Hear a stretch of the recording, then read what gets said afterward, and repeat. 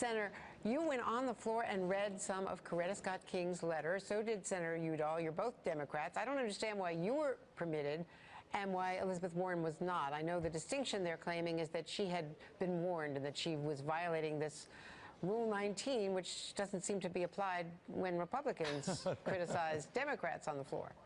Well, Andrea, I think that's exactly the right question, and it's the question that Senator McConnell has got to answer. I read the entire letter that Coretta Scott King, one of the leaders of the civil rights movement, wrote to the Senate Judiciary Committee some 30 years ago. Read every word of it. There was no objection. I was not told that I could not participate in the debate over Senator Sessions' nomination. Elizabeth Warren was told she could not participate. Look, I think it's very clear Senator McConnell made a mistake. I think he owes Elizabeth Warren an apology. I think we immediately need to take a revote on that issue to make it clear that we're not going to allow this to become a precedent. Of course, Elizabeth Warren should be participating in this debate. But if we don't do this, then I worry when the next time somebody is going to be banned from participating in a U.S. Senate debate. The concern now is that we have a president who recently initiated an anti-Muslim ban, who has criticized a United States judge for being for his decision in opposing the ban on immigration and attacking the entire judiciary. I don't want to see that mentality come into the United States Senate. We need free and open debate. Senator Warren deserves an apology from Senator McConnell. And at this point, you are going to be debating till about 7 o'clock, and then there'll be a vote on Senator Sessions.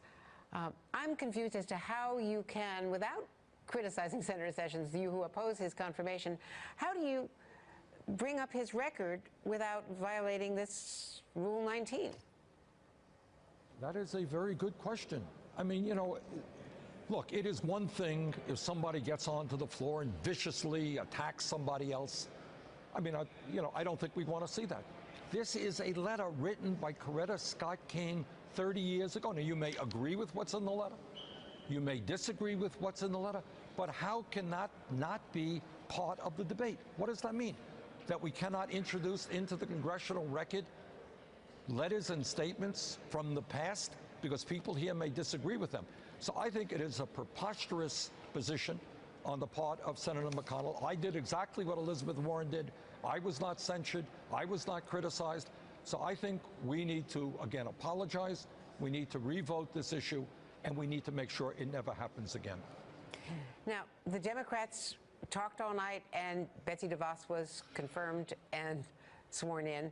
Now, talking all night again on Jeff Sessions, and we understand there's going to be a vote tonight, and he'll be likely confirmed and sworn in as the Attorney General.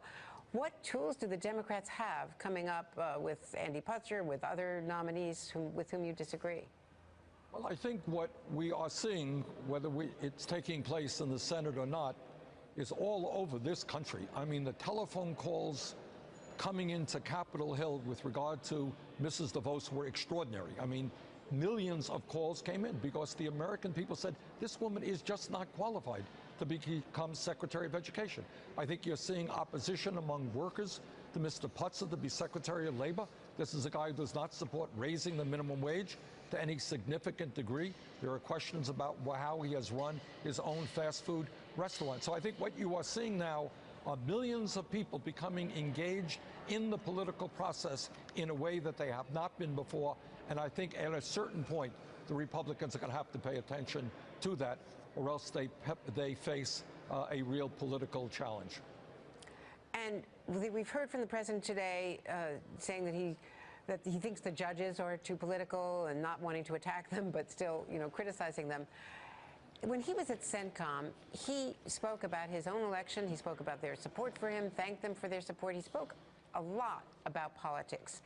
And it made a lot of military, not those in the room clearly, but a lot of other military were uncomfortable with that there has been a fine line where American presidents, Republican and Democratic, do not address the troops. And this was his first address to the troops and talk about their own election. Do you have concerns about that? Sure, I have concerns about that.